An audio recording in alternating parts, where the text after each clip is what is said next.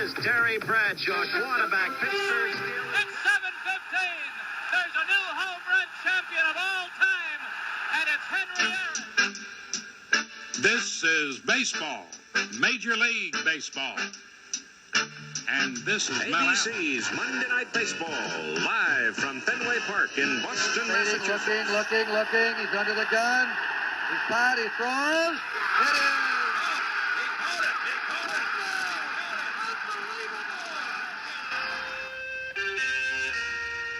The Past Our Prime podcast is on. Thanks for tuning in. Today, Mark Hoffman, Bill Mahoney, and I, Scott Johnston, will look back at the September 1st, 1975 issue of Sports Illustrated, and on the cover, another sign of the times of the mid-70s compared to now, a shot putter by the name of Brian Oldfield on the cover. If you can name a shot putter now, you are better than I am. But 50 years ago, everyone knew Brian Oldfield. You guys remember him, right? Yep. Vaguely. I remember his name. I don't really think I spent much time studying, but you knew the name. Yeah. If I'm being honest, I didn't really know him from his sport. I knew him from doing like the Superstars competition and the World's Strongest Man competition, and just being kind of a little bit insane, to be quite honest. But I also think back in those days, because we had papers, I would read everything, so I would learn about him. I don't know if I would know about him nowadays, because that wouldn't be something where I would actually look at ESPN and go, oh, I want to look at, shot putters. But back in the day, it would be in the sports page, so I'd look at it and go, oh, or it'd be in the sporting news. Yeah, and I don't think it's because I was just studying and knew Brian Oldfield. I was probably reading a paper or sporting news, and it came out he was in there. And I thought, oh yeah. Well, and that is a huge difference between newspapers and getting your news from that medium versus websites. Because websites, you still pretty much go and search for the things you want to see. Right. Yes. But in a newspaper, after, as a 12-year-old kid, eventually you just read all of it. That's all I did. That's all I did. I'd turn the page and it'd say something, I'd read it because I had read it already 5 times. Yeah. It's interesting. I remember in the 90s, you go to the bookstore, like a Barnes and Nobles or Mullen Books, and they would have newspapers from other cities there. Yeah. Like a week old. But you could get up and read like the Detroit paper and read about Detroit sports. That was the only way to do it. You couldn't go online or whatever. There was no computer. So that's the way you would do it if you wanted to get a perspective of what was going on in other cities. Yeah, one of my things I like to do if I flew back to Ohio to see my grandparents and you had to do a layover was always get the paper from that city. Mm-hmm. So it was always great to go, oh, I'm flying through Chicago, I'll get that. It was always great to be able to read about that, but Or if you went to Europe. Yeah, I didn't want to know what was going with baseball. They had the European edition of the USA Today, and it would give you the box scores from like a day prior, but you could follow the box scores or from baseball, so you could follow what was going on. Kind of like the LA Times now, they give you stuff from 48 hours ago. Yeah. The Herald Tribune was also before there was a USA Today, and they would give you those small box scores. Actually, they were line scores, so you would get like just the two teams, what innings they scored, winning pitcher, losing pitcher, but you wouldn't get the actual batters and what they did in the game, only if they hit home runs. Right. And that's what they had in the USA Today European. It was a line score. Yeah. Did you guys ever get the sporting news back in the day and just read all the box scores? Oh yeah. I love that. NHL, NBA, major. I loved it. Yeah, especially, that was before USA Today. So getting box scores was, we were used to getting box scores of the Angels and the Dodgers and the teams that we were, seeing on a regular basis. But you'd get like in-depth stuff from like, Cubs Cardinals or something like that. It was just great. And they used to have that minor league section that I thought was just fantastic. Oh yeah. PCL, and you'd be like, oh my God, and these were guys now. Oh my gosh. I was, the A's were good in 80, 81 with Billy Ball, but then they were pretty bad 82, 83, 84. And then I started hearing about this Jose Canseco kid that was just tearing it up in the minors. And, you know, back then that was the thing too. I mean, you could only, it was, they almost had like Paul Bunyan type, Yeah. because you didn't see them. You didn't, it wasn't like you got video of them or anything like that. You never No. got to see him. You just You just imagined, saw the line score. you You know, saw his this, stats. oh, and he was hitting 400 and plus foot home runs as a Mhm. 22-year-old. It was, yeah, it was great. More on Brian Oldfield in just a little bit. But first, Bill, tell us a bit about our guest today. Bruce Furniss is a swimmer. He was a high school, amazing swimmer in high school. He went to USC and set numerous records. Then he ended up going pro, or I guess it'd be professional swimming. Went to the Olympics. I believe he was a two-time gold medal winner. He was amazing in the amateurs. This guy, when I first got him, because we were trying to get Tim Shaw, and I saw Bruce Furniss there, and I looked him up. What he's done in the world of swimming, him and his family is absolutely amazing. And then to actually talk to him prior to speaking to him on the air, Bruce Furniss is an amazing man, just not an amazing athlete, an amazing man. And yeah, we'll get into the story where he jumps off. He leaves the stand early, but he's a lot more than that. This is a record-setting swimmer who's done it all. Yeah, looking forward very much so to talking with him. And he had some health issues a few years back, and but he's doing real well right now. And we'll talk to him in a little bit. So, okay, let's start off with the scorecard as usual. Billy, why don't you go first? Okay, this story's coming from Bend, Oregon. It's four golfers. These guys play 9 hole rounds together at least 4 times a week. Their scores usually ranging from the low 40s to mid 50s. There's nothing amazing about that, except the ages of these four guys. William Stevenson is 90, Lyle Banks is 87, Oscar Glasso is 85, and the kid of the group, Elmer Panner, is 83.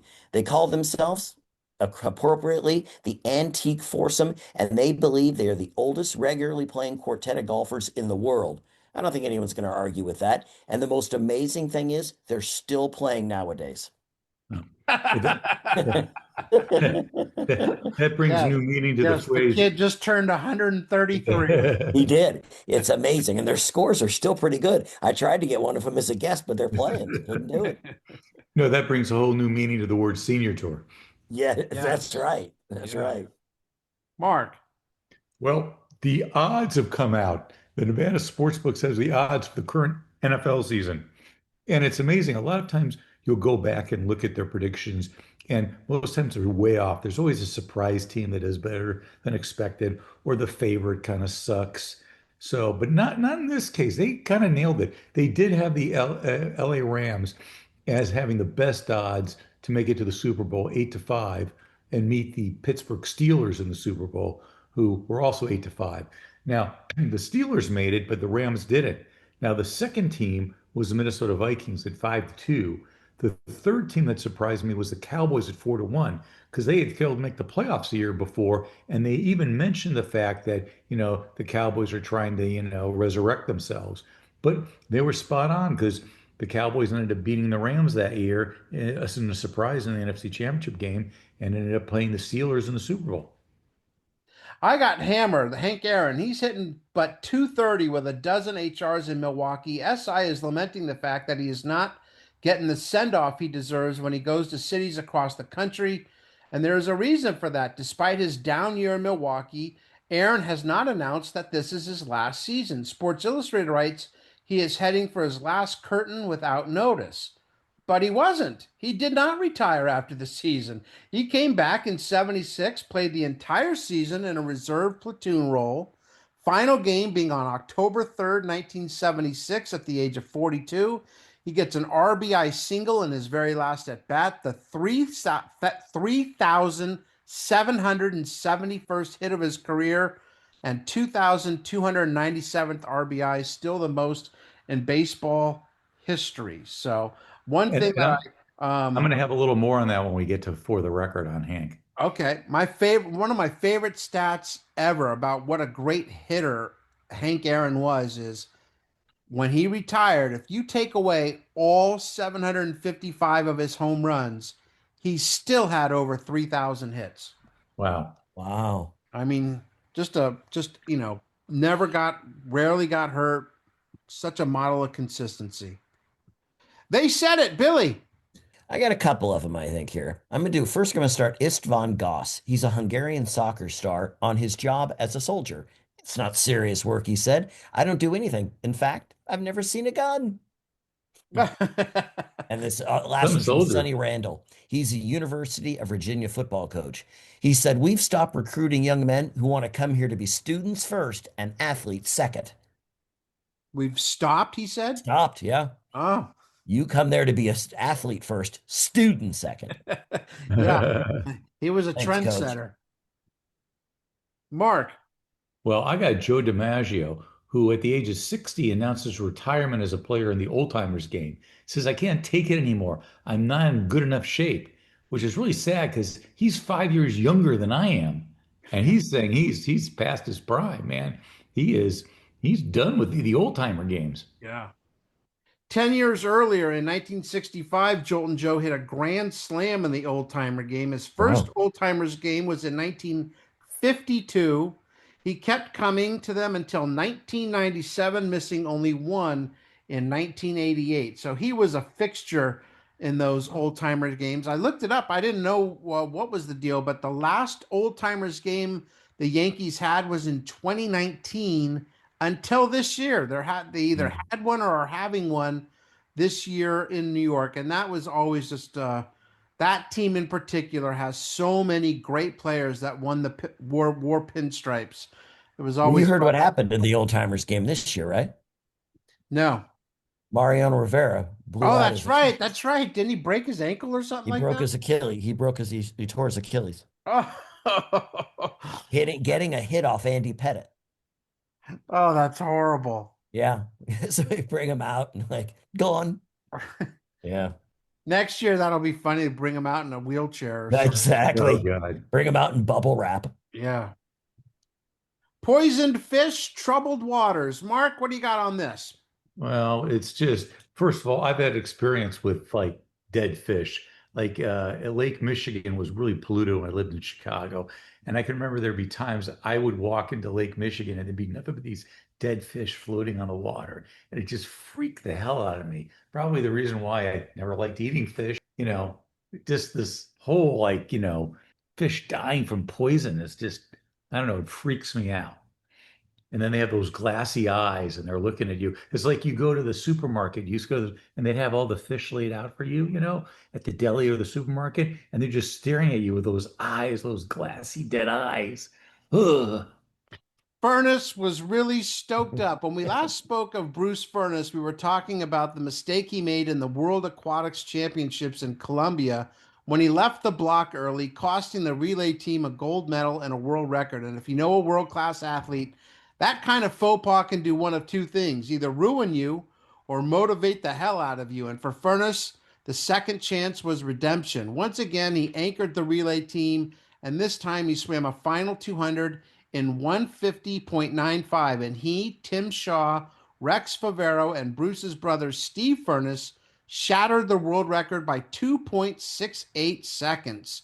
Mark Shaw and Bruce Furniss had quite the rivalry, two of our country's best. How did the 400-meter race turn out? Well, that was something. I mean, Furnace had basically said that with Tim Shaw, you have to be ahead of him at the 300-meter mark because if you're behind, you're not catching him. So Shaw was in the lead by like less than a second, 8/10 of a second. But over the last 12 meters, Furnace accelerated to a sprint, but Shaw still got there first, and won by zero point 0.6 under the world record. And Bruce then turned to his brother Steve and said, "You know what? I'm going to whip him in the 200 free tomorrow." He was a man of his word. Yeah, Billy, that lit a fire under Bruce, and he was pretty confident going into the 200 against Shaw. Yeah, it was. He zipped right into the lead. He was in front by Shaw by 0.2 at the 50, 0.4 at the 100, by 1.6 seconds at the 150, and beat him by 1.73 seconds at 150.32, a time that was almost half a second faster than his previous record. And Shaw knew it. Shaw said, he goes, I hung on as long as I could. That was until the 100, and then he just took off. I couldn't do anything about it. So Bruce Furniss, like Mark said, is a man of his word. Man of his word. Yeah, and like we mentioned, a month earlier, I mean, he is just devastated from leaving the blocks early and costing his team down in Colombia of a world record and a win in the relay. And, he's, what is he, 18, 19 years old? Yeah, Those yeah. kind of things can really take a toll on a kid. But you could see his competitive spirit, um, and how he was able to bounce back from that. Very impressive. Yeah, because also he came back. He did the 200 medley the next day, and his finish, they said, was a stunner because not only did he win, he set another world record of 26.08, breaking it by almost zero point 0.3 of an inches or zero point 0.3 of a second, the mark that was held by his brother Steve and Dave Wilkie of Scotland.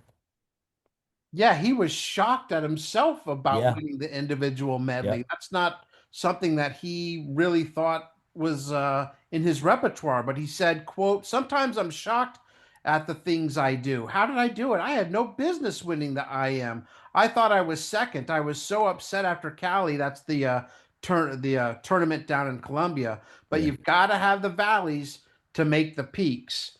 And Bruce Furniss right now, one of the better swimmers heading into the 76 games in Montreal a year from now. But that just shows you how strong mentally that he was. Mind you, he had a good family and he had brothers that were swimming. But to come back from the mistake in Cali and come back and just pretty much, redeem himself 50 times over in the next event shows a guy that had it together mentally. It's one thing to talk about how great Bruce Furniss is, but it's another to talk to the great Bruce Furniss in person. And Bruce, I was going to read your swimming resume, but the show is only about an hour long. So I'll have to settle on two-time Olympic gold medalist and 10-time world record holder. That's the Cliff Notes version of your career in the aquatic world. Bruce, trust me, we are going to get to the good stuff, but we first took interest in you last month when we were reading up on a former teammate of yours, Tim Shaw, when he was on the cover of Sports Illustrated and what took place at the World Aquatics Championship in Colombia in the summer of 75, when you and your mates were going for a world record in the 800-meter freestyle relay.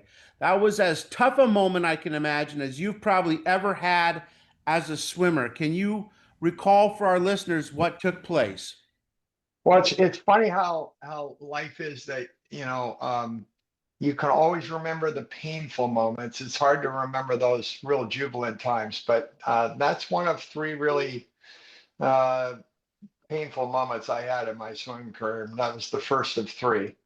I, basically we were in Cali, Colombia. We had a dominant men's team in the mid 70s, and I had finished second to Tim. Tim was my training partner. We trained at Long Beach Swim Club under Dick Jokums, who was at the time the college coach at Cal State Long Beach, where Tim went. And I trained next to him every day of the year for the better part of 3 years. And seldom did my hand touch the wall ahead of Tim. I mean, he was a fierce competitor, but I knew the best in the world was right next to me.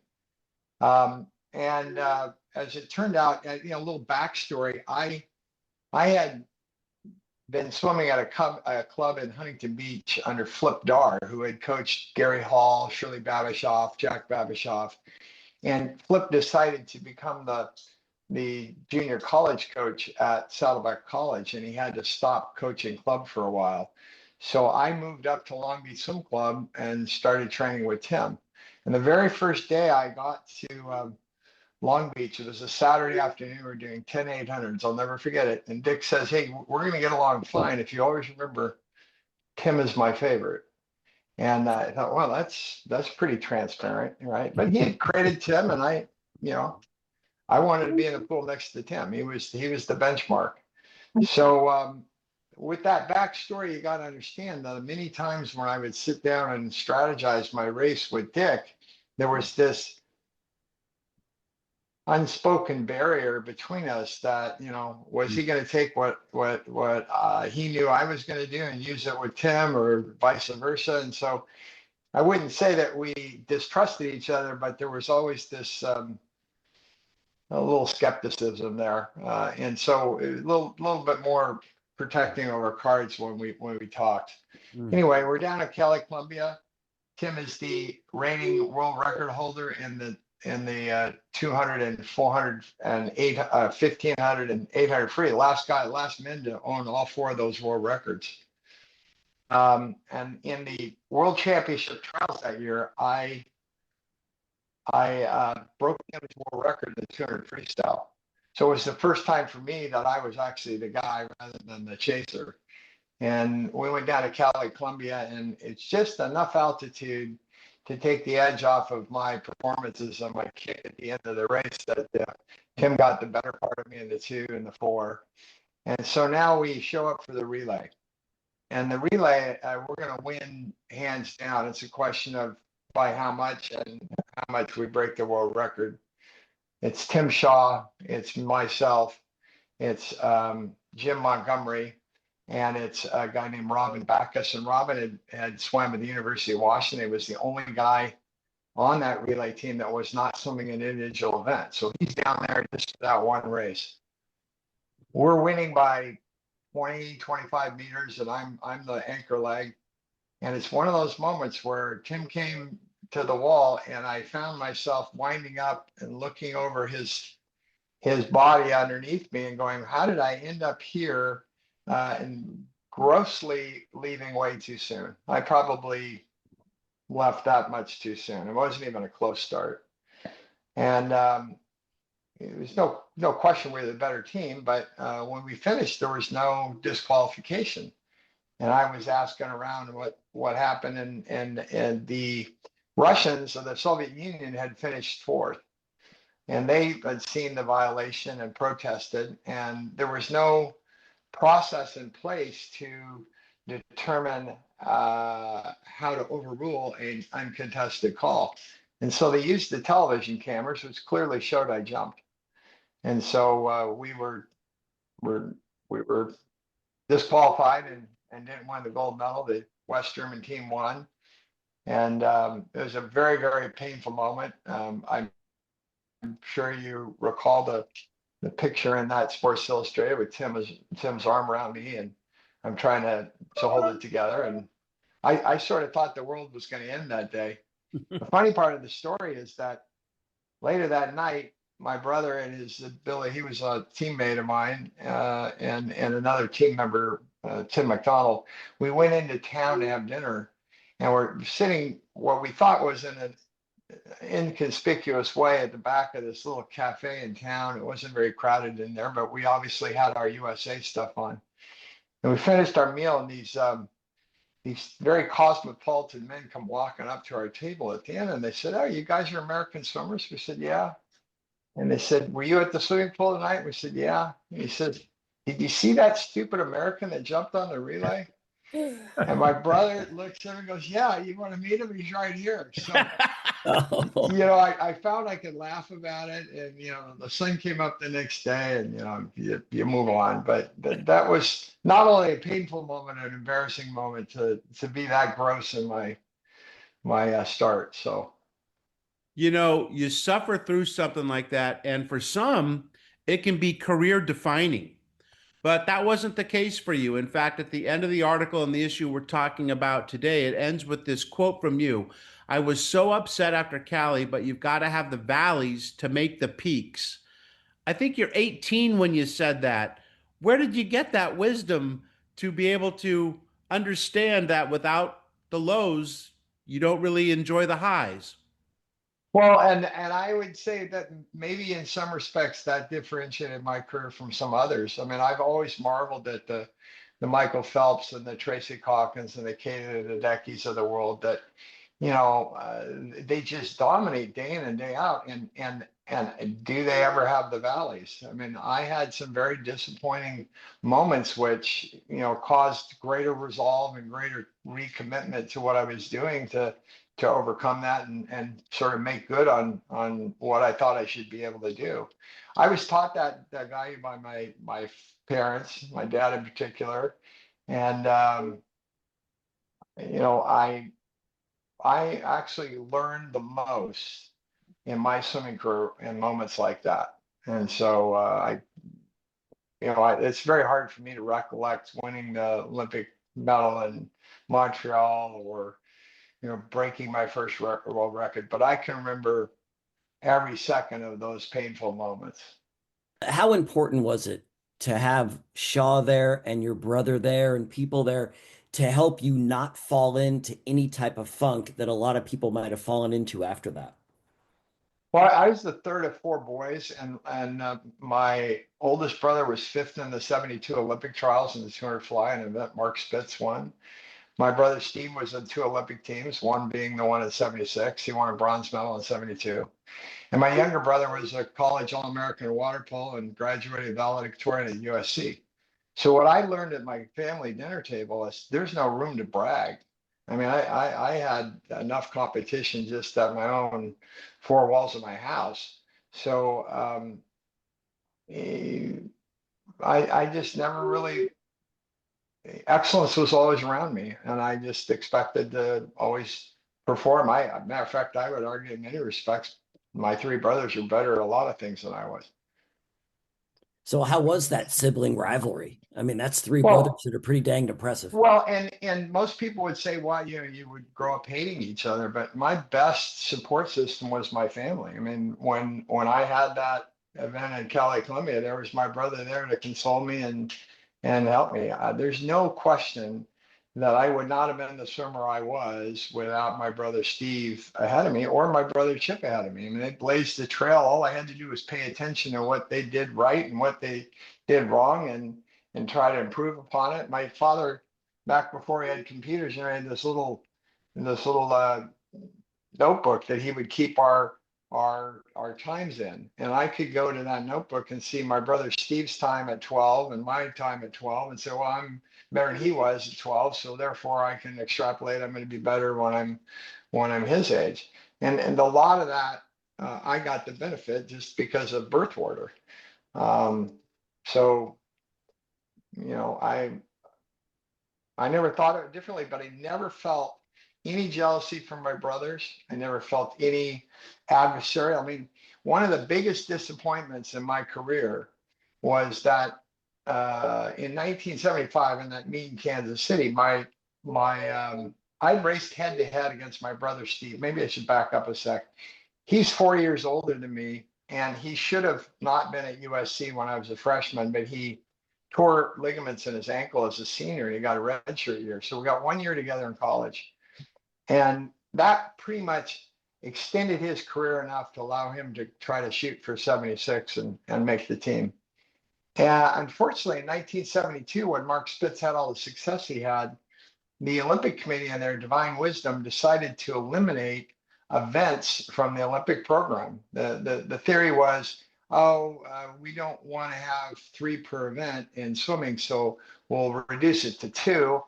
The sport of swimming fought back and said, well, why don't we shrink the Olympic program? So we kept 3 per event, but we dropped, of all things, the 4x100 men's freestyle. Could you imagine that? I mean, that's like dropping the 4x1 in track and field. And the men's and women's 200 IM. And so why they picked the 200 IM? I mean, in many respects, I'd say those are the decathletes of swimming, but they picked that event. That was the event in 1972. After racing my brother, I think head to head 8 times, I think he bested me 6 of those.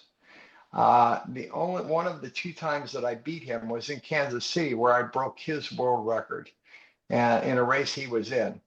And so, our dream as brothers had always been to compete against each other in the Olympics. And our best event was the 200 IM, which was no longer in the Olympic program in '76. So we ended up trying to make the team in the 400 IM. He actually made it. I finished 4th at our trials, and so wasted 2 400 IMs the day before the 400 freestyle in our trials, which I think probably affected my ability to make the team in the 400 free.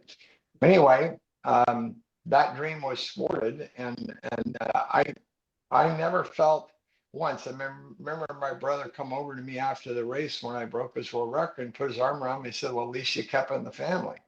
So, I never felt any jealousy or let me tell you, with that said, we were extremely competitive.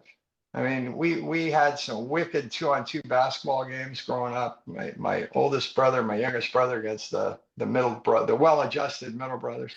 And, we just found that you could have harmonious relationships and be competitive. And that's really what we had. There was never any animosity or jealousy at all. A lot of times a younger sibling will emulate their older siblings. So had your brothers been baseball players or had been track athletes, would that have been the path you had gone through and never even touched the water?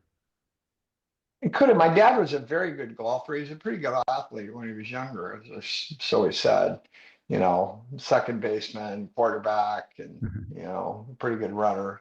So we grew up with the value. I think the way in which we ended up picking swimming of all things was my mother.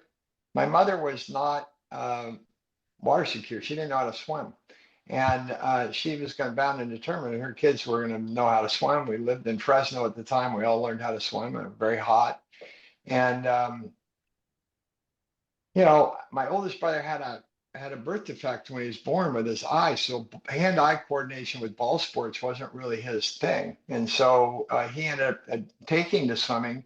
And if you know a little bit about the culture of swimming, it's a family-oriented sport where once the cars go in there, it's just easy to get the rest of the family in the car because they can all go to the same practice at the same time or the same pool, and you get back in the car to go home and you're clean. So, it really just sort of follow the leader type of thing. I mean, it became the family activity. I don't know, maybe we wouldn't have been good in a different sport. I mean, we just got lucky the one we picked.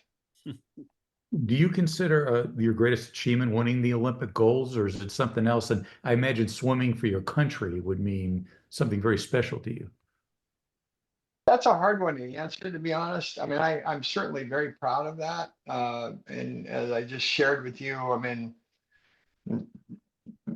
why wasn't the 200 free taken out of the Olympics? So I was, and ironically, just to give you a little backstory to the 200 freestyle, in 1964, when Don Scholander won 4 gold medals, he did not win one of them in the 200 freestyle. And to this day, he's the greatest 200 freestyle swimmer ever to swim. I think he broke the world record 11 times.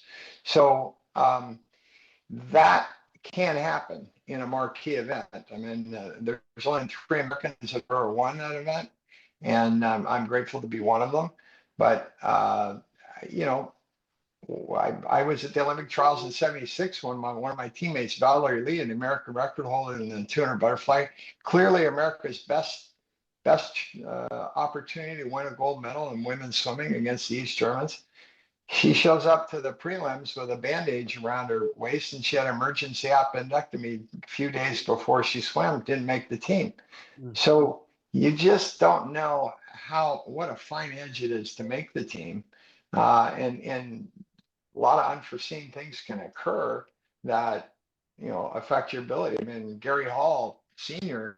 made 3 Olympic teams, won 3 different medals, was arguably the greatest individual medley swimmer of the early to mid '70s, and never won a gold medal. So you just don't know. A lot of it's just timing and luck and opportunity, and there's a lot goes into it. Despite the mishap in Colombia in 1975, that's a great year for you, Bruce. You're named the Swimmer of the Year by Swimming World Magazine. In fact, you take home that honor again in '76, and as Mark alluded to, that's an Olympic year. You win the gold in the 200-meter free. And if our listeners want to know how good Bruce was and is, 3 Americans have won that Olympic event: Mark Spitz, Michael Phelps, and Bruce Furniss. I mean, Bruce, that is some company. Can you recall that race and take us through it? Well, yeah, I can a little bit.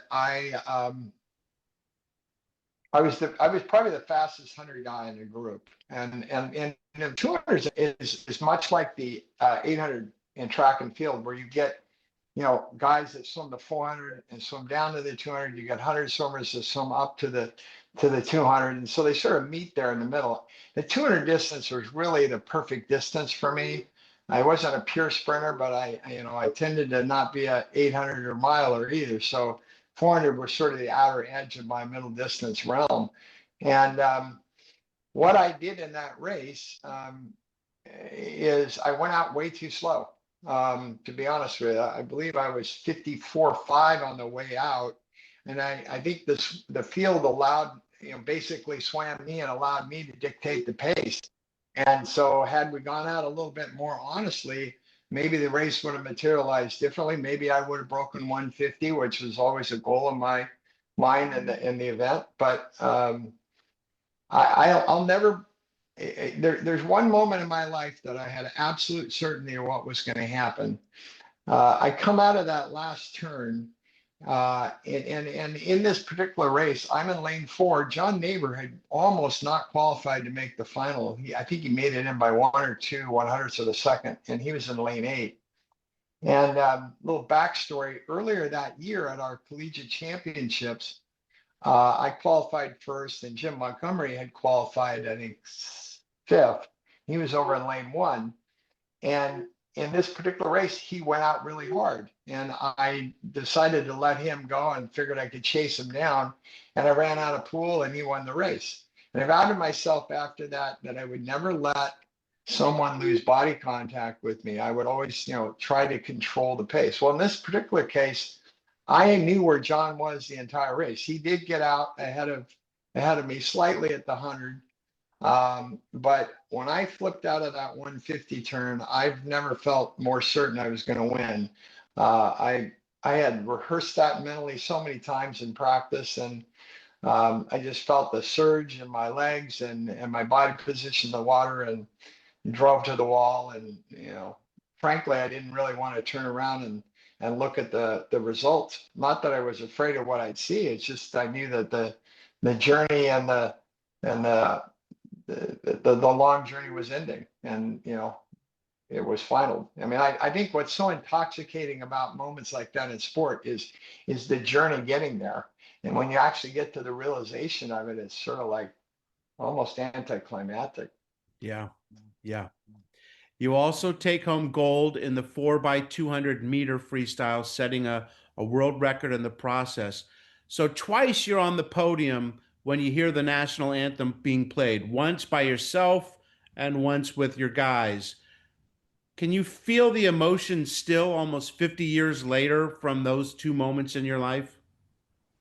Well, it's certainly a beautiful thing to have your country's anthem played for you. I don't think there's a greater honor in sport. So, I reflected a lot in that moment. Actually, I've shared this in the past. I thought of a 7th grade teacher I had when I was standing there, who used to wear a stars and bars tie every day to school. He was a very patriotic man. And I will never forget in 7th grade when one of the kids in class refused to stand up for the Pledge of Allegiance. And he spent the whole 2-hour block period talking about the gifts that we have as Americans, and how fortunate we are to have the freedom to do what she was doing and to express our patriotism as well. So I thought about him, and here was no greater, and at the time, no greater accomplishment in my sport than winning a gold medal and being honored in that way. Bruce, when I was growing up, there was one guy that I knew in swimming. One guy, Mark Spitz. I always heard about Mark Spitz. What did it feel like to break a world record from Mark Spitz? How did that feel, knowing how great a moment that is for you, but also taking it from someone that in a lot of ways transcended the sport? In 1972, when Spitz came home, and I knew that the 200 IM was going to be taken out of the Olympic program for 76, I started to pivot, and I was starting to have a lot of success in freestyle. And so I pivoted into that event, and I extrapolated based upon where Don Scholander had been or excuse me, Mike Wyndon had been in 1968, and where Spitz was in 1972. I don't have it committed to memory, but it's somewhere in the neighborhood of about a 4-second drop, the 3.5 to 4-second drop. So I calculated it was, a second a year, 1/12 of a second every month, and I reduced it down to such an infinitesimal amount if I forecasted forward what that improvement would be. And actually that number ended up being 150.2, which is exactly the time I did. And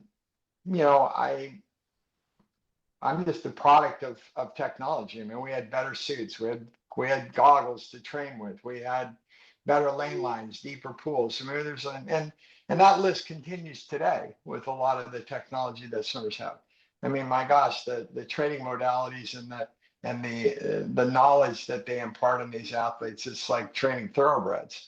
We were a little bit more old school in many respects, but I didn't break Mark Spitz's world record. Actually, between Mark Spitz and I was Tim Shaw.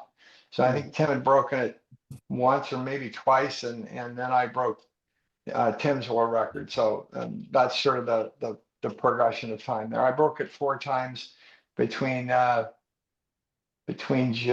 June of 75 and July of 76. That is, though, very impressive there, Bruce. You were doing math in your head, how you could do that. That's very, that's quite impressive. Well, I could pull it up for you if I needed to, but it was such a small margin that my mind would say that if I could just get to the edge of the pool for practice and fall in, I had accomplished that time improvement. That's how small it was. I mean, it was not even a fingernail every day, but every hour of every day. So you just do it something consistently, incremental improvement over a long period of time amasses into quite a big thing. But I also read it wasn't swimming in a lot of ways, and maybe what you were doing wasn't easy for you. Tell me if I'm wrong. You were diagnosed with ankylosing spondylitis in your 20s. And what is that, and what did it do to you in the pool, and how did it hold you back if it did at all? Yeah. Ankylosing spondylitis is a rheumatic disease. It's an autoimmune disease. It typically presents itself with the fusing of the sacroiliac joint, where your spine comes into your sacrum. And so how it presented for me was in times of stress, where I'm getting into shape or I'm tapering out of shape, might be under emotional stress or certain physical stresses, I would get discomfort in my low back. And I remember being in a movie theater once and walking out, in the best shape of my life, walking out the movie theater and walking off the curb and collapsing because I had a back spasm, and that happened. Unbelievable, weird things that would occur. I mean, I had pneumonia in my sophomore year in college. I got shingles. I got phlebitis. I got all these weird ailments that someone that was in the shape that I was in should never have had. And actually, the diagnosis of ankylosing spondylitis took about, it probably took about 6 or 7 years to get to. And then obviously I've been able to control and manage the disease ever since. But during that time, it was troublesome. There were many times where I had to swim where I really didn't know if I could bend over to start. Speaking about health, 5 years ago, you suffered a cardiac arrest. Do you believe, because of your athletic background and your conditioning, that I always believe that being in fit shape doesn't necessarily prevent you from getting a heart attack, but it's sure going to give you a greater chance of surviving it. Is that what you believe also?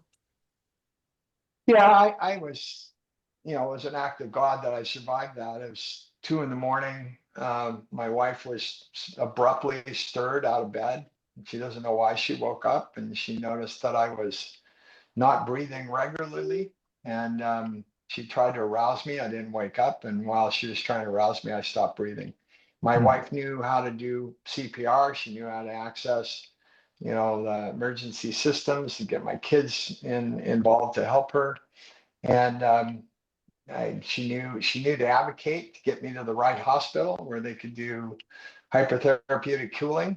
So basically, when somebody has a moment like that where you're deprived of oxygen, their concern is your well-being of your brain. She knew when I stopped breathing. So let's say she wakes me up 2 hours after I stop breathing. It's probably not a good thing. And so the hospital must have asked her that many, many times. When did he last breathe? Because they don't really want to do this measure unless they know that you're going to be okay. And so they put you in a coma for a couple of days, cool your body temperature down to 91 degrees, and then slowly bring you out of it. And this is the first week that COVID started, and I recall going to sleep on a Saturday night and waking up on a Tuesday afternoon at a hospital going, where am I? And nobody's at my bedside. And, it was a very surreal event, but it probably had a lot to do with my conditioning all those years. I've had another fellow swimmer from back in the day, had the same thing happen to him at home. And he's convinced that all the hypoxic training and the things we did back in the day allowed us to endure that brief spell where we didn't have any oxygen in our bodies. Did it give you, I don't know, a new perspective on life and stuff when something like that happens to you? Yes, it did, of course. And I do also feel a lot of guilt that I subjected my family to the trauma of that moment. And you can imagine that it doesn't just go away. Every time I put something in my mouth or I don't exercise or I don't do something, I hear about it because they love me and they want to make sure that I'm around for a while. So I get it. We are talking with one of the greatest swimmers in U.S. history, Bruce Furniss, a two-time Olympic gold medal winner. And Bruce, in 1980, your home is burglarized, and the only things taken are your 2 Olympic gold medals. And to this day, 45 years later, they've never been recovered. Tell me about that, and does that still bug you to this day? Well, you can't take the accomplishment away. I mean, it's just hardware like a lot of other pieces I got throughout the years. We place maybe a little greater importance on this one than the others. But what happened was that May Day of 1980, I believe. I remember I was in Fort Lauderdale, Florida, at a swim meet actually, and I got news that the house had been broken into. My parents did not notice anything disturbed, but they noticed a window had been broken into. And so they went and just thought, these medals were given to us in a wooden box that had a sleeve on it. And they sat on the trophy counter at home. Could very easily be deemed to be a bunch of posters for putting drinks on. I mean, it didn't look like anything extraordinary. So whoever came into my house that day had been there before, knew where they were, knew what they were. So I'm sure it was somebody that knew who I was, knew where I lived, and knew where the medals were in the house. It's the only thing that was taken. Matter of fact, the sheaths themselves were put back in place, so it didn't even look disturbed. Just the medals were taken. On that day, gold for the first time went over $1,000 an ounce. So we think that probably somebody thought they were solid gold and melted them down. And I learned a lot about Olympic medals. One of the dirty little secrets is they're sterling silver, gilded in gold. I did not know that.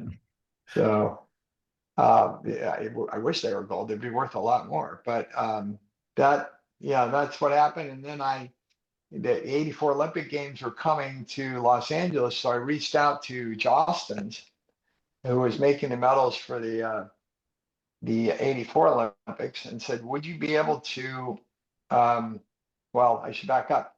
What I learned is the IOC destroys the molds from each Olympic medal that's cast, and they keep a small cache of medals for moments like this. You probably heard the Muhammad Ali threw his medal in the St. Louis River.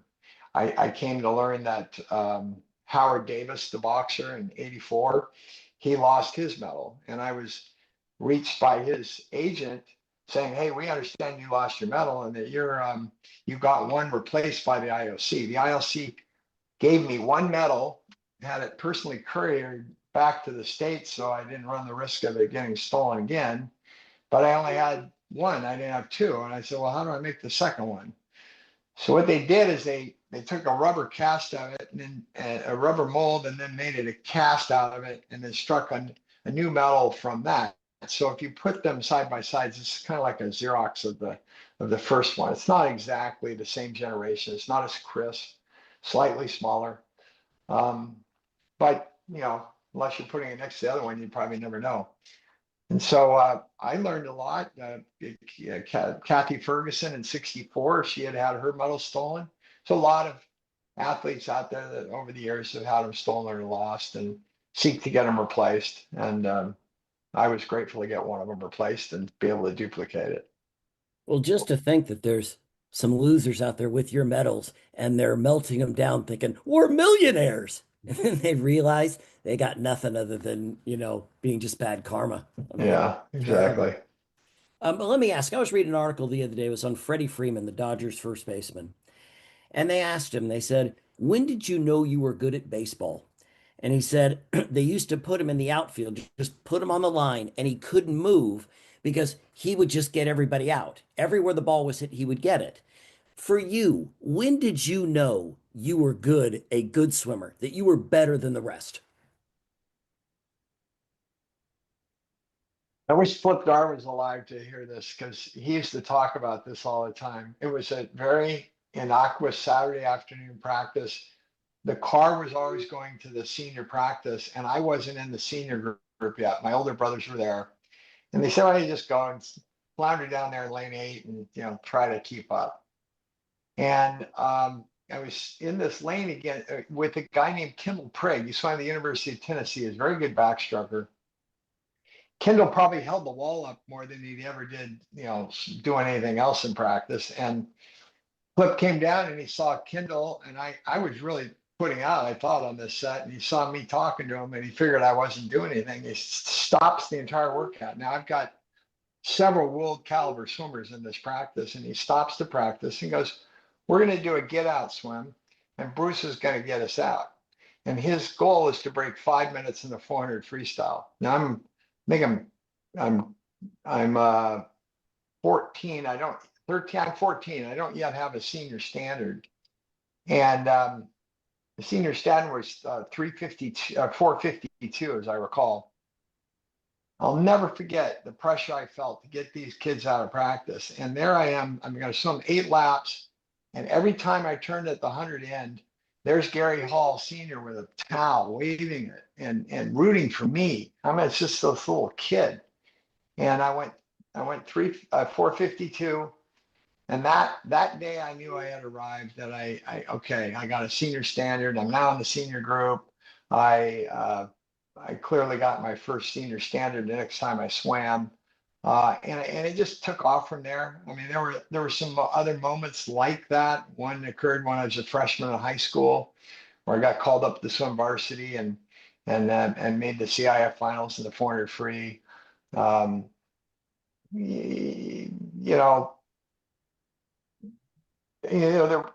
were a lot of moments like that where if you knew me, you knew they were important, but they just looked like another day at the office for most anybody that was watching.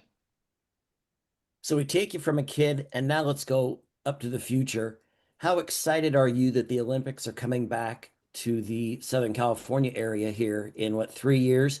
Do they do anything for you guys there? Is there something that you guys all get together? And how great is it to get to see the Olympics right here at home? Well, I was involved in the Spirit team in '84. I would assume that they'll do something similar to that here in LA. They've talked about it. One of the ideas I heard floated out, which I thought was sort of creative, was to have former American Olympians in the venues as docents or ushers.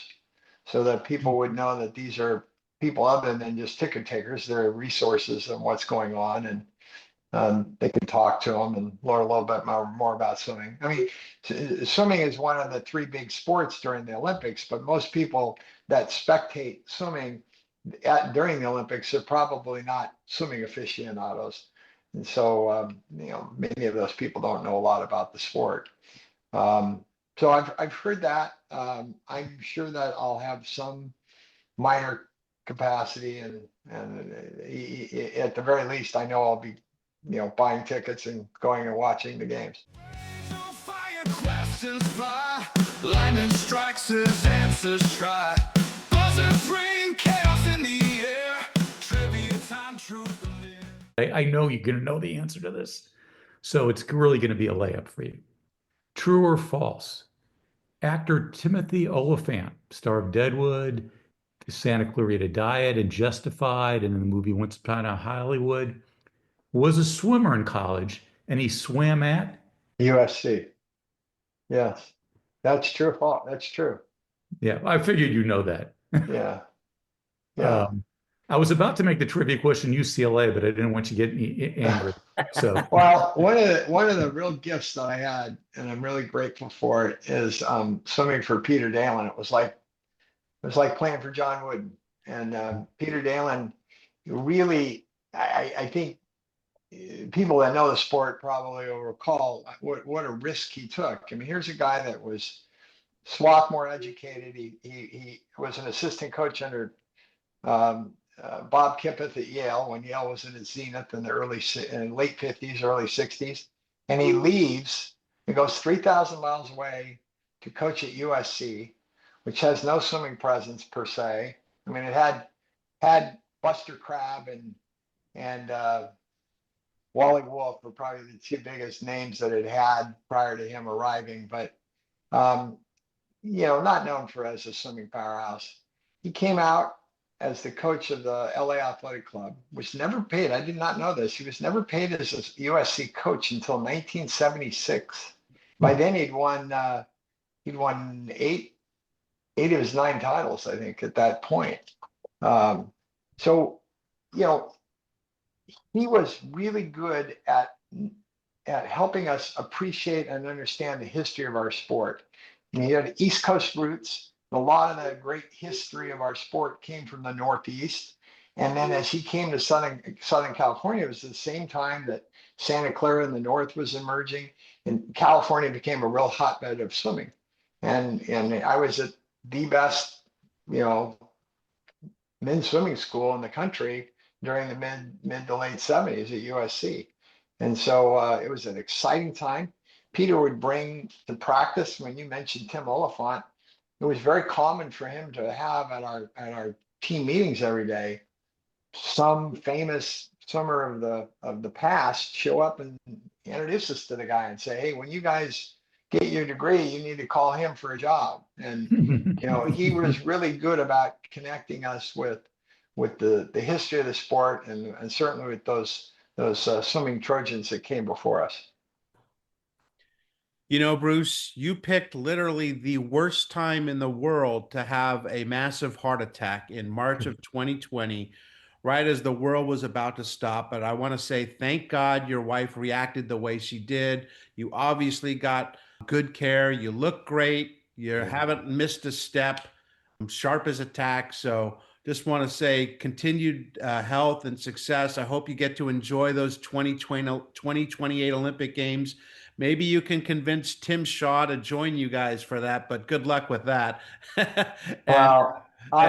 You're not alone in trying to get Tim off the rail and engage in things like this. I wish he would.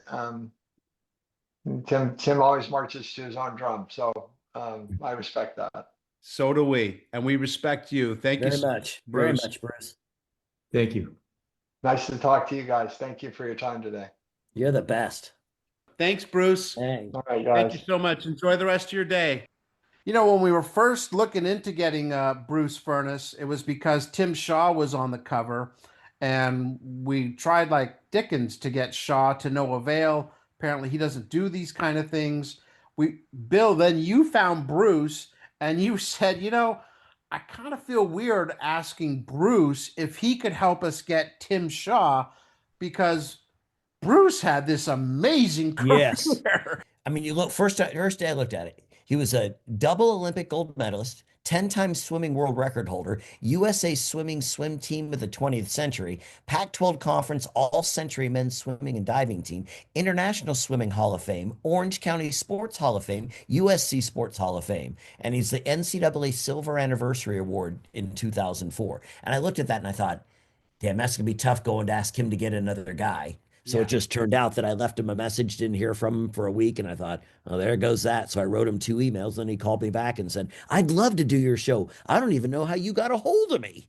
So he's really happy about it. And then we talked for a while. But I also did that because I know our show isn't one of those gotcha shows. We're not going to spend an hour on, so why did you leave the block early? Well, what were you thinking? I mean, you're not doing that. That we touch on that, we move on. And then, yeah, as you heard in the interview, he just had a good time. He yeah, has a good time. He was really fun and open, and that's what we want. But I'm saying he turned out to be even better than what I expected. no question. Situation wanted, instant status. All right, this is about the TPC, which wasn't really a thing in 1975, but they sure wanted it to be.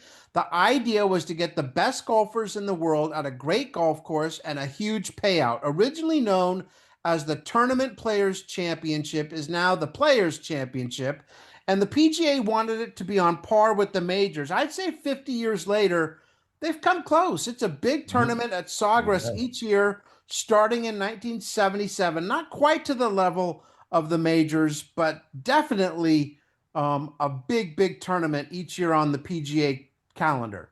And then, don't they have the famous hole? Is it the 16th or 17th one on the island? Right. Yeah. Yeah, absolutely. I mean, one of those, like you said, just an iconic hole that everyone knows is that Sawgrass. It'd be more interesting if they put alligators in there, and then you had to go into Yes. the water if you're ball in the water and get them. That's perfect. That Mark thinks that we should have alligators around this hole, but fish eyes in supermarkets freak them out. What can I say? Jack Nicklaus won the inaugural TPC in 1974 because, of course, he did. And so all eyes were on him this year as well, and with good reason. In 14 tournaments in 75, he won 4, finished in the top 10 in 13 of them. But he didn't win this one, Mark. Who did? Al Geiberger, he shot a 69, a tournament record 270. He won by 3 strokes over Dave Stockton. But you know what? Even though Nicholas didn't win this year, he was a dominant force. He won the year before when it was its inaugural tournament. And then he won again in 76 and 78. So every other year he won this tournament at the very beginning. Yeah. He just dominant doesn't begin to describe the Golden Bear back then. Bill, lots of big names. Many of them, however, including Jack, struggled. Yeah, Tom Watson finished at +4. Hale Irwin was +3. Gary Player, Raymond Floyd +8. Tom Kite +11. Trevino +13. Ben Crenshaw +14. And a few of these guys you might have heard about, they missed the cut. Arnold Palmer, Fuzzy Zeller, Lee Elder, and Lanny Watkins.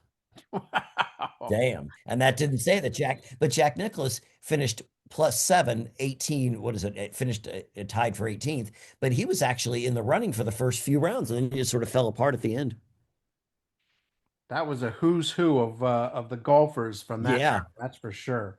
Now, I know we don't do trivia because we deal with our guests, but I do have a trivia question for you. Since Al Geiberger won this tournament, do you know what his nickname was? Al Geiberger's Burger. nickname. Okay, think of peanut butter. Skippy. Yes. Really? Yeah. Also, At Mr. least it wasn't chunky. That's me.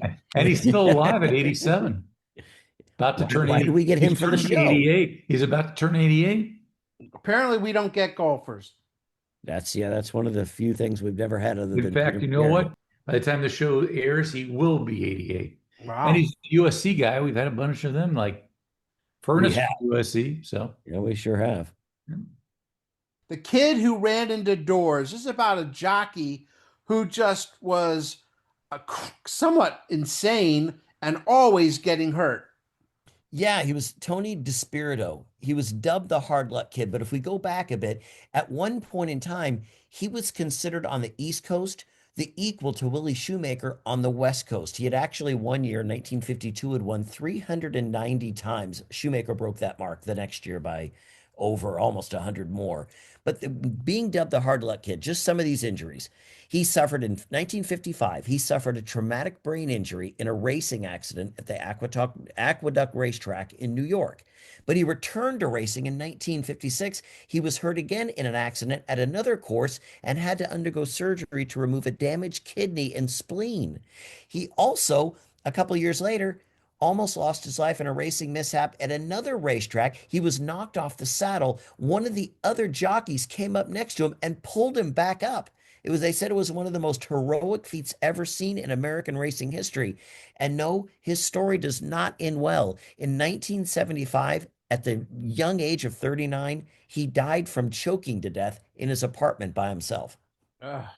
Now the police ruled out foul play, but who knows, Yeah, no, I mean, but you don't know, but I'm saying it just was unfortunate because from what you read, what Shoemaker said and other people said, that he was arguably one of the greatest jockeys ever, but every time he'd get going, something terrible would happen. Because when I think of a traumatic brain injury, I think of that where you're out or you may never race again, but he got Right. back up on a horse and did it again.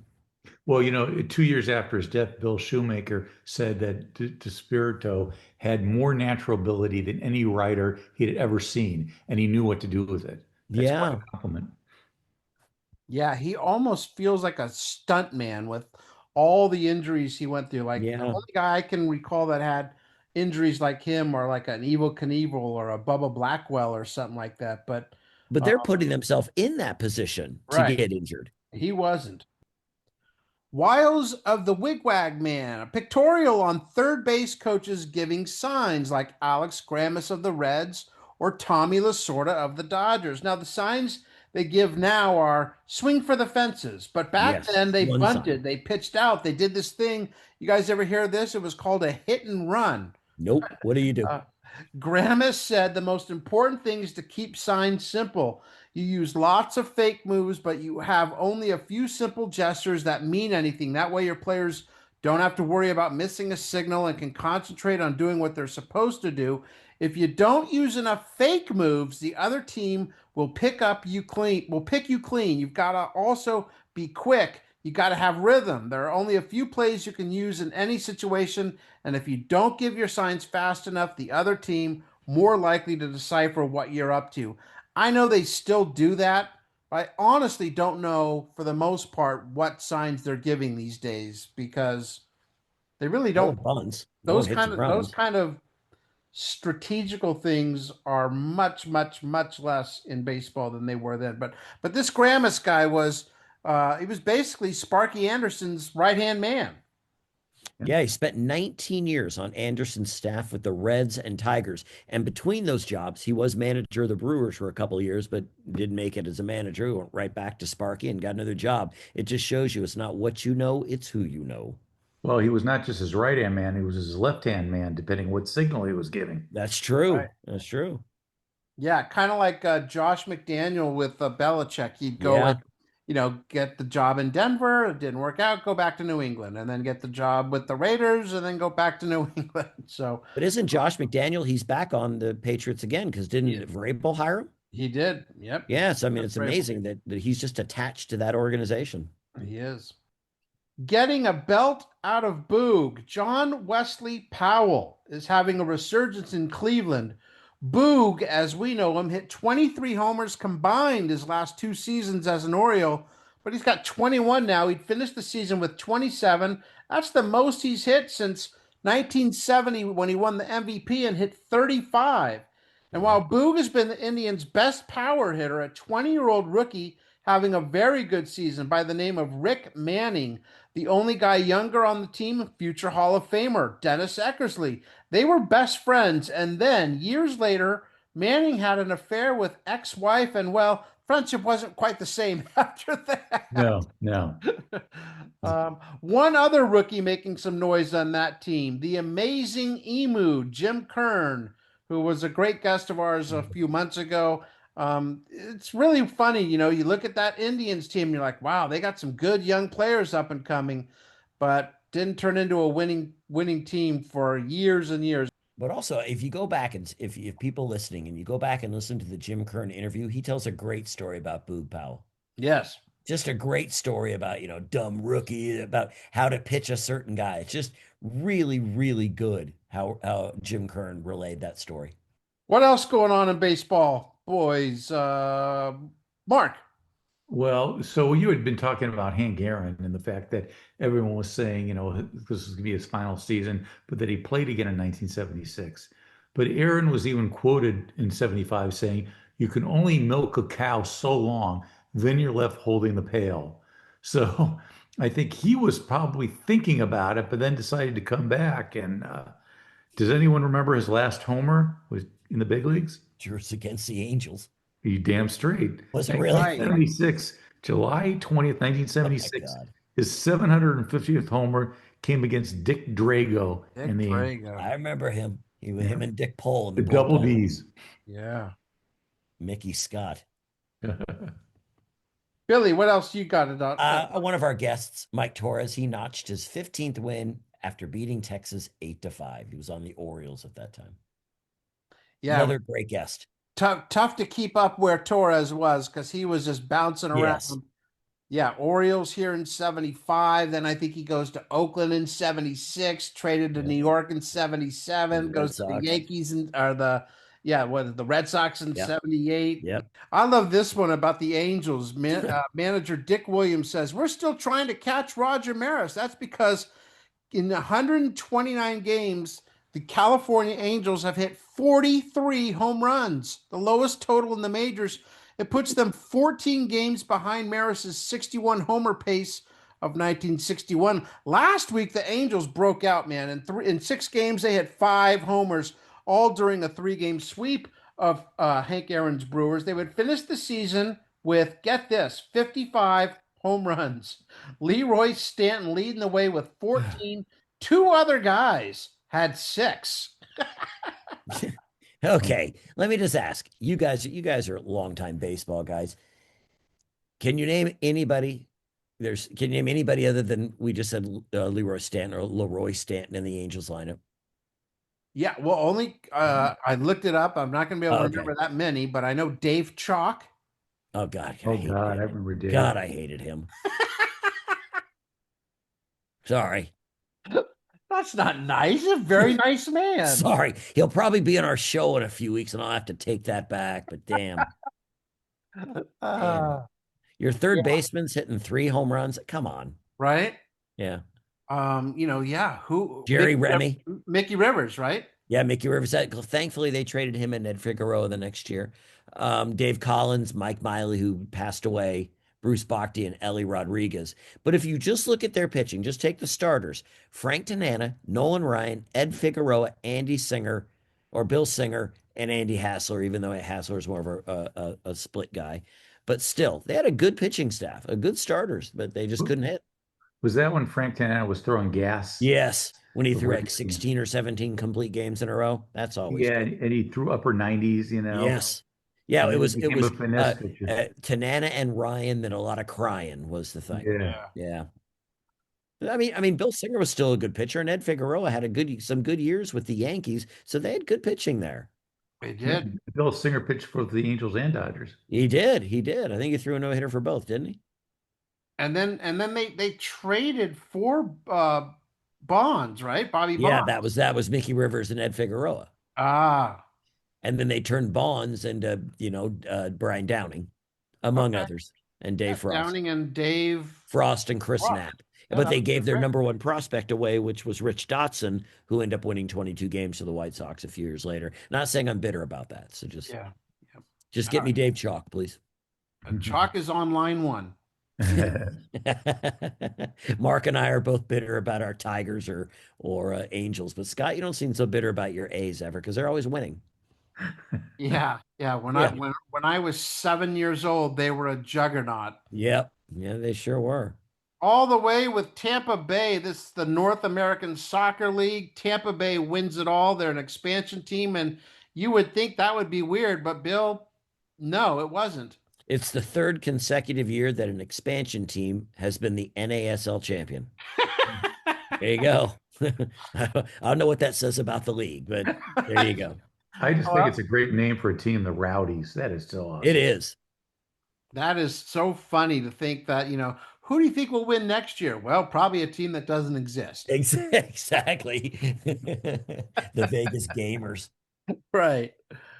Next up, one of the iconic writers of Sports Illustrated of all time. The article is called "Oh, That 200-Yard Run." It's by Tex Small. He's hanging up the typewriter after 26 years in and around the NFL, and he recollects the best game, the best plays, and the best players in this article. Started covering football for Sports Illustrated in 1956. So he's been doing it for 19 years for SI. Get this, he hated the AFL. He thought it was a joke. Every time he could take a jab at the AFL, he did.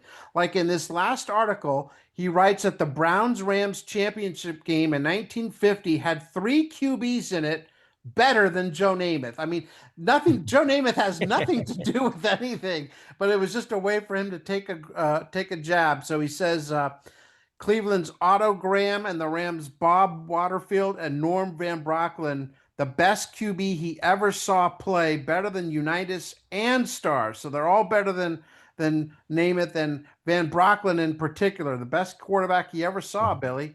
Yes, he wasn't paid like when Norm Van Brocklin was a rookie quarterback. He was paid a $750 bonus for signing, and his salary was $12,000 a year. That was in 1949, which obviously is a great salary. Nowadays, and you have to forget all first round picks, but late round or undrafted QBs in 2025, the rookie minimum is $840,000.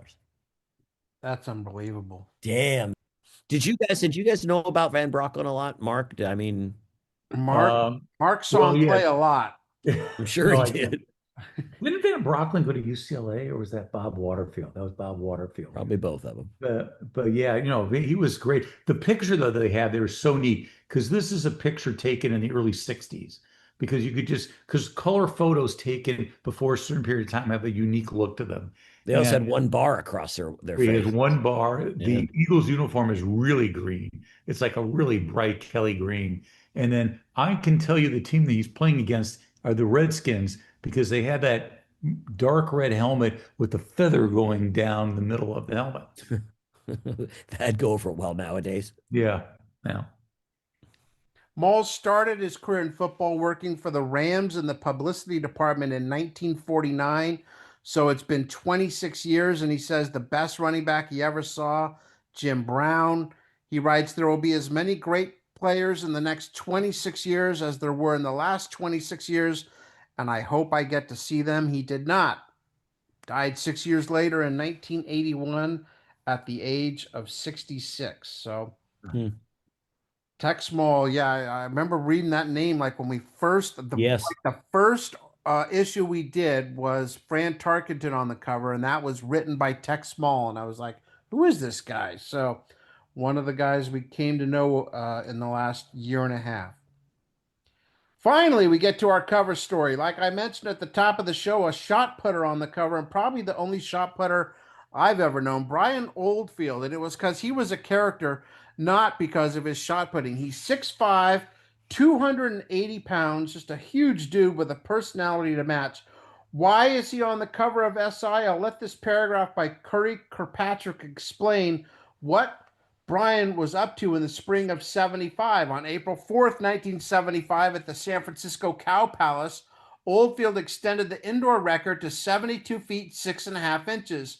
He ran down the track and kissed the spot where the shot landed. A month later, May 10th, in the Bowie High School Stadium in El Paso, 3 shot puts which broke the outdoor world record, first by more than 4 inches at 71 feet, 11 3/4, then by more than a foot at 73 feet and 1/4 inch, and finally by more than a yard. His last throw, a preposterous 75 feet. So he was just breaking his own record time and time and time again. Every time he was throwing the disc, it seemed like he was. But all of these records are unofficial. That's crazy. You know why? Right. Because he Yeah. performs on the International Track Association circuit, meaning he's a pro. And records only count if you're an amateur. At least that was the case 50 years ago. I Makes don't know no if even sense. none of them are amateurs anymore. But isn't that crazy? Like, So yeah, I just dumb. set the world record. It's 2.5 feet shorter than what Brian Oldfield did. Yeah, when I read that twice, and that is so stupid. You Yeah. know, I mean, Oldfield was setting records and he was kicking ass, and they kept saying, "No, sorry about that. You're a professional." Come on. But you know what's great about Oldfield? He was a character both on the track and Yeah, off it too. I mean, he's probably the only person I can think of that made the cover of Sports Illustrated and Playgirl in the same year. that's right. You know, Yes. And that's I have a signed copy of the SI one, and Mark has a Yes, he signed does. copy of the Playgirl one. Yep. yeah. You want to know where he signed it too, I don't you? did. I saw it. It said, "I'm nuts." You know, Yes, But here's the I'm funny nuts. thing. BO. exactly. Before we dig a BO. deeper hole, dig a deeper hole, the other thing I liked about Oldfield is that he would sometimes smoke cigarettes in between throws of competition, just to show that he could beat anybody. But you think a guy like Brian Oldfield, if there was a guy now, do you realize that with his personality, people would actually probably watch shot putting Oh, for because of sure. him? Yeah. Oh, absolutely. They did not take advantage of his personality because back in the day it was a lot more stodgy. Right. He had a mop of hair. About the only thing small in him were his eyes. Sometimes when it squints, it looks like he has no eyes.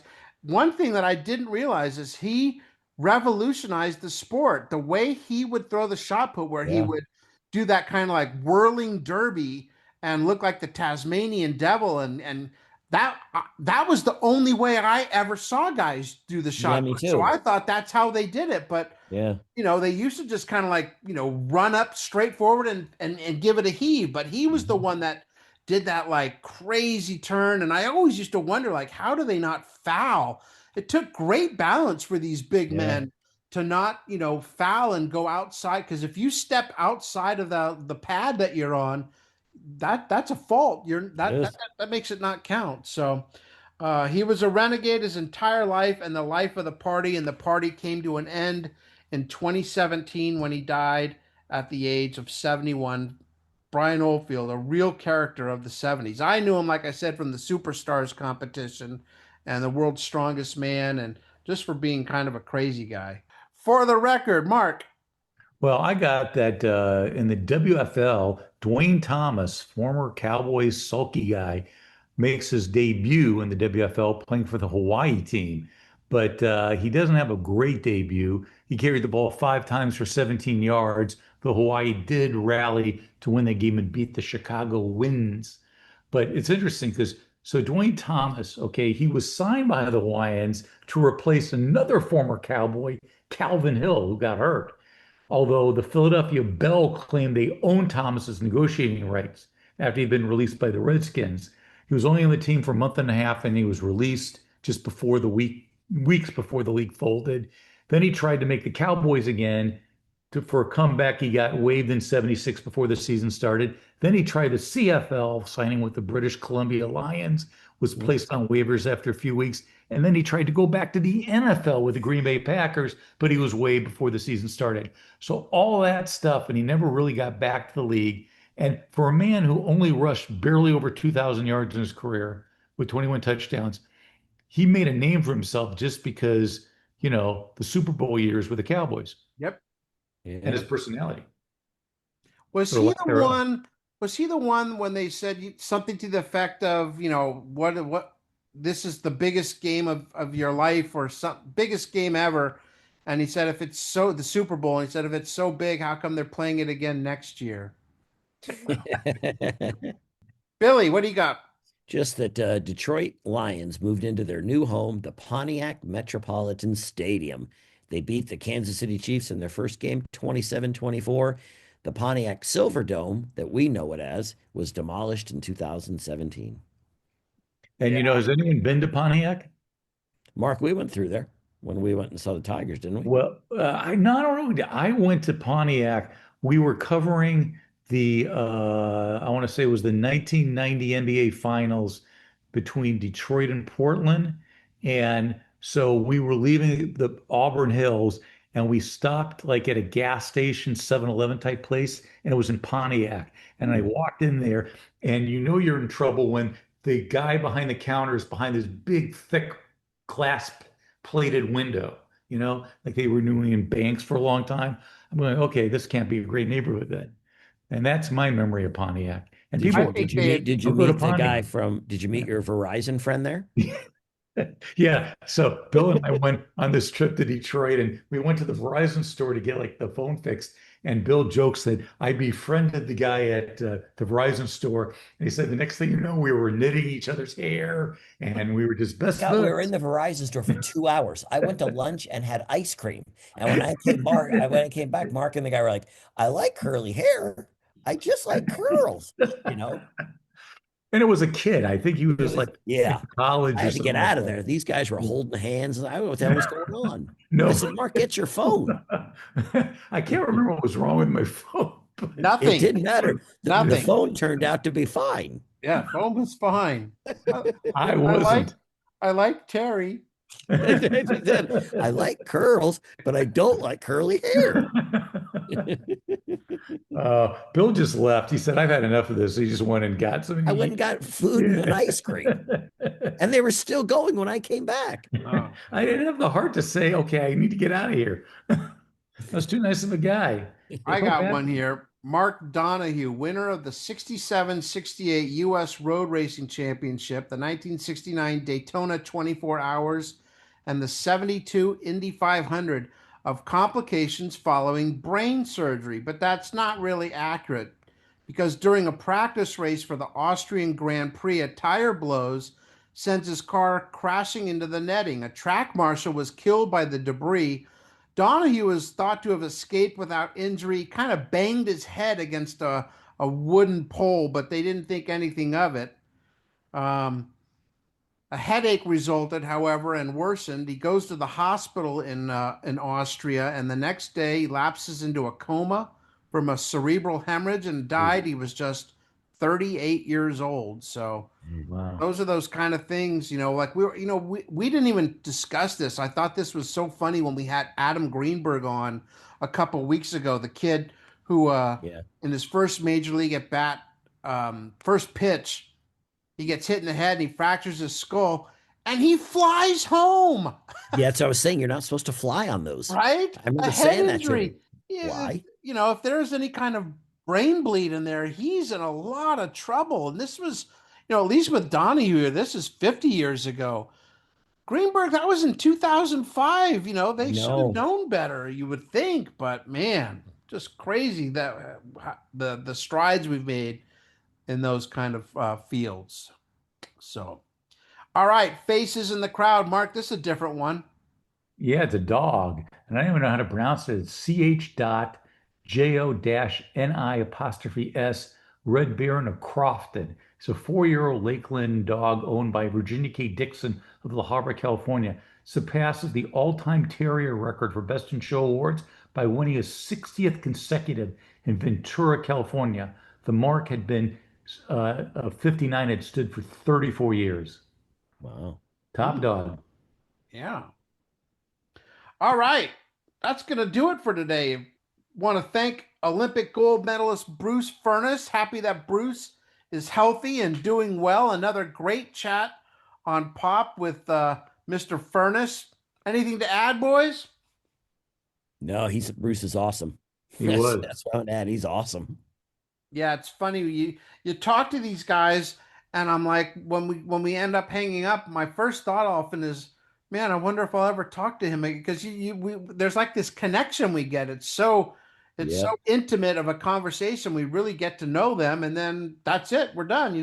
Like Mark, you're still getting like emails from Lynn Cox, and she's being so sweet. In fact, trying to help us get Tim Shaw and all this stuff. And you develop these relationships with these people, even though it's only like a 45-minute to an hour conversation. But Jennifer Chandler's been great. Yeah.